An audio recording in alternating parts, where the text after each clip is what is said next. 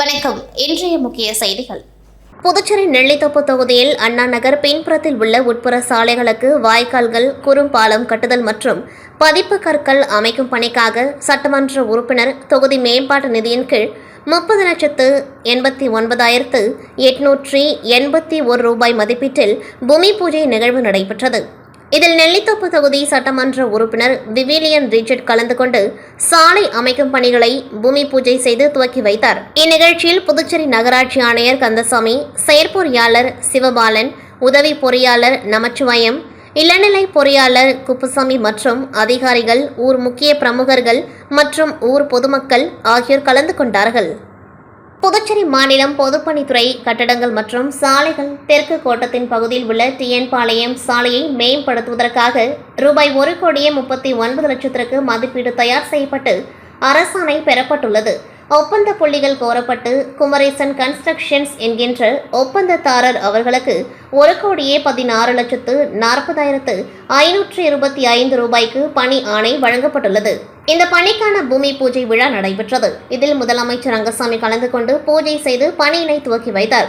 இந்நிகழ்ச்சியில் சட்டப்பேரவைத் தலைவர் செல்வம், பொதுப்பணித்துறை அமைச்சர் லட்சுமி நாராயணன், தலைமை பொறியாளர் தீனதயாளன், செயற்பொறியாளர் சந்திரகுமார், உதவி பொறியாளர் கோபி, இளநிலை பொறியாளர் நடராஜன் மற்றும் ஒப்பந்ததாரர்கள், ஊர் பிரமுகர்கள் பலரும் கலந்து கொண்டு விழாவினை சிறப்பித்தனர். பிரான்ஸ் நாட்டிற்கு கல்வி சுற்றுலா செல்லும் ஆச்சாரியா பள்ளி மாணவர்கள் முதலமைச்சர் ரங்கசாமியை சந்தித்து வாழ்த்து பெற்றனர்.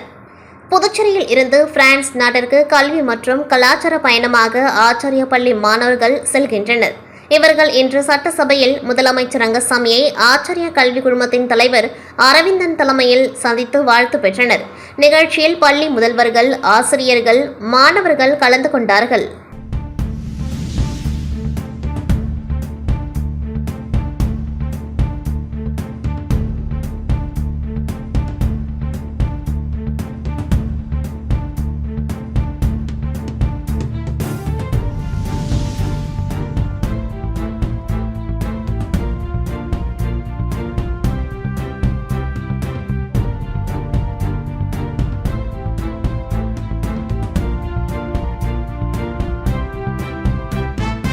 புதுச்சேரி உப்பளம் தொகுதிக்குட்பட்ட பெத்திசெமினார் பள்ளி மற்றும் சத்தியாலயம் பள்ளி மாணவர்களை உப்பளம் தொகுதி சட்டமன்ற உறுப்பினர் அனிபால் கென்னடி அவர்கள் சந்தித்து தனி மனிதர் சுகாதாரம், குப்பைகளை வகைப்படுத்துதல், நோயற்ற வாழ்வு போன்றவை குறித்து மாணவர்களுடன் உறுதிமொழி எடுத்தார்.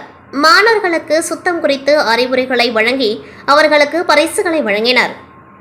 நீர், நிலம், காற்றை சுத்தமாக வைத்துக் கொள்ள வேண்டும் என்று மாணவர்களிடையே கேட்டுக்கொண்டார். இறுதியில் பங்கு கொண்ட பள்ளிகளுக்கு சான்றிதழ் சட்டமன்ற உறுப்பினரால் அளிக்கப்பட்டது. உடன் நகராட்சி செயற்பொறியாளர் சிவபாலன், உதவி பொறியாளர் யுவராஜ், பள்ளி தலைமை ஆசிரியர்கள், ஆசிரியைகள், தொகுதி செயலாளர் சக்திவேல், துணை செயலாளர் ராஜு, மாநில மகளிரணி துணை அமைப்பாளர் காயத்ரி, கிளை செயலாளர்கள் இருதயராஜ், ராகேஷ் ஆகியோர் உடன் இருந்தனர்.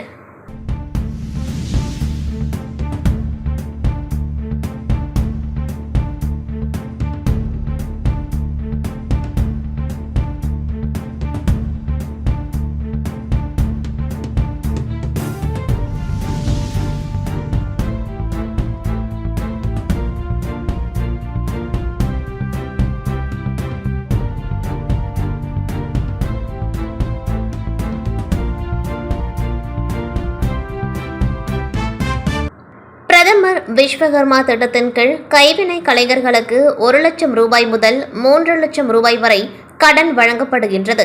இதற்கான பதிவு முகாம் முருங்கப்பாக்கத்தில் உள்ள கைவினை கிராமத்தில் நடைபெற்றது. இதனை சட்டமன்ற உறுப்பினர் பாஸ்கர் துவக்கி வைத்தார். கடந்த ஆண்டு துவங்கப்பட்ட இத்திட்டத்திற்கு மக்களிடையே பெரும் அளவில் விழிப்புணர்வு ஏற்படவில்லை. இதுவரை புதுச்சேரியில் 350 பேர் மட்டுமே பதிவு செய்துள்ளனர். கைவினை தொழில் உட்பட 18 தொழில் செய்பவர்களும் இதில் இணைக்கப்பட்டுள்ளனர். இருப்பினும் புதுச்சேரியில் கைவினை கலைஞர்கள் 10,000 பேர் மற்றும் 18 தொழில்கள் செய்பவர்கள் என 3,00,000 பேர் உள்ளனர். இவர்கள் அனைவரும் இத்திட்டத்தை பயன்படுத்திக் கொள்ள வேண்டும் என்பதற்காக விழிப்புணர்வு முகாம் மற்றும் பதிவு முகாம் நடைபெற்றது. இதில் ஏராளமான கைவினை கலைஞர்கள் பங்கேற்று கடன் பெறுவதற்கான பதிவினை செய்து கொண்டார்கள். பூத்தொடுப்பவர், டோபிகானா பணியாளர்கள், மீன்வலை பின்பவர்கள், முடி திருத்துவோர், செங்கல் தொழிலாளி என அனைவருக்கும் இத்திட்டம் நீட்டிக்கப்பட்டிருப்பதாகவும் பிரதமரின் விஸ்வகர்மா திட்டத்தினை தொழிலாளர்கள் பயன்படுத்திக் கொண்டு தங்களது தொழிலை மேம்படுத்த வேண்டும் எனவும் தேசிய விருது பெற்ற கைவினை கலைஞர் முனுசாமி கேட்டுக்கொண்டார்.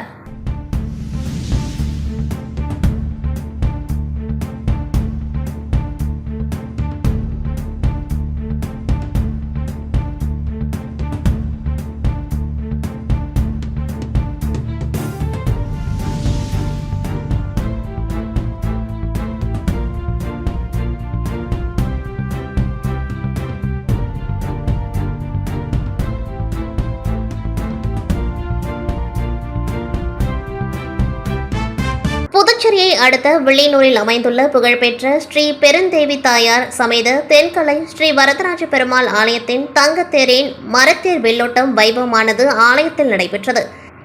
இந்த புதிய தங்கத்தேர் ஸ்வர்ணரத மரத்தேர் வெள்ளோட்டம் விடுவதற்கான நிகழ்ச்சி நடைபெற்றது.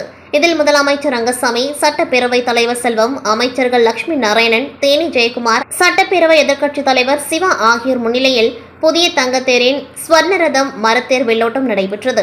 இந்நிகழ்ச்சியில் சுற்றுவட்டார பகுதிகளில் இருந்து ஏராளமான பக்தர்கள் கலந்து கொண்டு சுவாமி தரிசனம் செய்ததைத் தொடர்ந்து அனைவருக்கும் பிரசாதம் வழங்கப்பட்டது. இதற்கான ஏற்பாடுகளை கோவில் நிர்வாகிகள் செய்திருந்தனர். கடலூர் மாநகராட்சி கடலூர் புதுப்பாளையத்தில் புதிதாக திறக்கப்பட்டுள்ள உணவகத்தில் இரவு 10:30 மணியளவில் பசி காரணமாக ஒரு பெண், 3 ஆண் உட்பட 4 பேர் உணவருந்தியுள்ளனர். இரவு 11:30 மணியளவில் உணவருந்திய பெண்மணிக்கு வாந்தி மற்றும் வயிற்றுப்போக்கு ஏற்பட்டுள்ளது. அதனைத் தொடர்ந்து அவரை மருத்துவமனைக்கு அழைத்து செல்ல முற்பட்ட பொழுது மீதமிருந்த 3 பேருக்கும் வாந்தி மற்றும் வயிற்றுப்போக்கு ஏற்பட்டுள்ளது. இதனால் அருகில் இருந்த தனியார் மருத்துவமனையில் அனுமதிக்கப்பட்டு சிகிச்சை அளிக்கப்பட்ட நிலையிலும் வயிற்றுப்போக்கு மட்டும் நிற்கவில்லை என மன வருத்தத்துடன் தெரிவித்தனர்.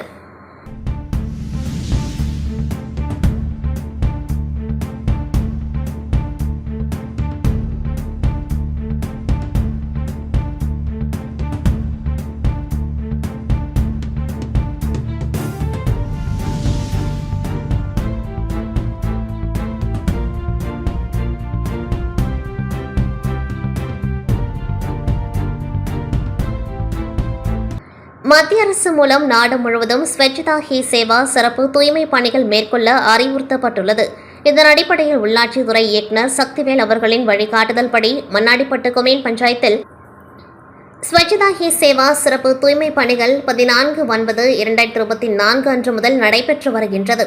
இதன் ஒரு பகுதியாக இன்று ஸ்வச்தா ஹி சேவா சிறப்பு துப்புரவு பணியினை திருபுவனை கிராமத்தில் மண்ணாடிப்பட்டு கொம்யூன் பஞ்சாயத்து ஆணையர் எழில்ராஜன் அவர்கள் தலைமையில் அரசு பள்ளி மாணவர்கள் பங்கேற்ற சிறப்பு விழிப்புணர்வு ஊர்வலத்தினை கொடியசைத்து துவக்கி வைத்து இதில் சுற்றுப்புற தூய்மை பாதுகாப்பு, பிளாஸ்டிக்கினை ஒழிப்போம், குப்பைகளை தரம் பிரித்து தருவோம் போன்ற விழிப்புணர்வு பதாகைகளை ஏந்தியவாறு திருபுவனை கிராமத்தில் உள்ள வீதிகளில் மாணவர்கள் விழிப்புணர்வு ஏற்படுத்தினர். இந்த ஊர்வலத்தில் உதவி பொறியாளர் மல்லிகா அர்ஜுனன் மற்றும் கொம்யூன் பஞ்சாயத்து ஊழியர்கள், பள்ளி ஆசிரியர்கள், மாணவ மாணவியர் பங்கு பெற்றனர். இந்நிகழ்ச்சிக்கான ஏற்பாடுகளை கொம்யூன் பஞ்சாயத்து ஊழியர்கள் செய்திருந்தனர்.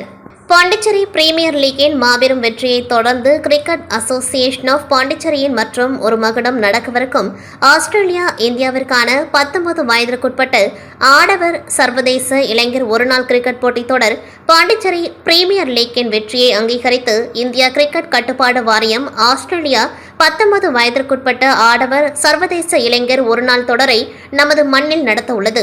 வரும் 21, 23, 26 ஆகிய தேதிகளில் தொத்திப்பட்டு சீக மைதானத்தில் பகல் ஆட்டமாக நடக்க உள்ளது. கடந்த 2 நாட்களாக இதற்கான வலைப்பயிற்சியில் இரு அணி வீரர்களும் ஈடுபட்டு வருகின்றனர். நாளை 21ஆம் தேதியன்று நடக்கவுள்ள முதல் சர்வதேச போட்டிக்கான ஏற்பாடுகளை கிரிக்கெட் அசோசியேஷன் ஆஃப் பாண்டிச்சேரியின் நிர்வாகிகள் முழு முனைப்புடன் செய்து வருகின்றனர்.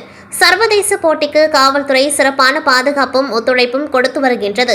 இந்திய அணியின் முன்னாள் வீரர் ராகுல் டிராவிட்டின் மகன் சமித் டிராவிட் மற்றும் IPL தொடரில் ஆடிய பல வீரர்கள் இந்த தொடரில் ஆட உள்ளனர் என்பது சிறப்பாகும்.